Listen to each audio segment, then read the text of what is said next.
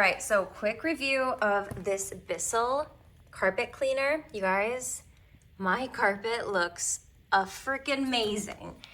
I moved in and there were so many stains and I can't believe how good it looks. It looks like it's a brand new carpet. It looks so good. There were makeup stains, there were dog stains, and I'm not even kidding.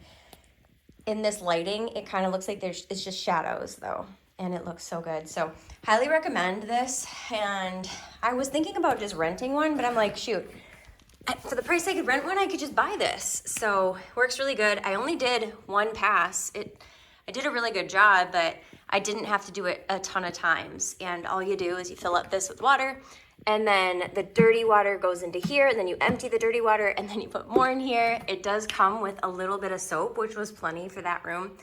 And it's gonna be plenty for me to do this other bedroom. So to get an idea of what the carpet looked like before, you see like all those types of like marks, like just random dark black marks. It's hard to see in this lighting, but they were all over the carpet. So super excited for how well that works. And it's pretty lightweight. You know, obviously I have water in it, but stores up easily and works like a charm. Super easy to use.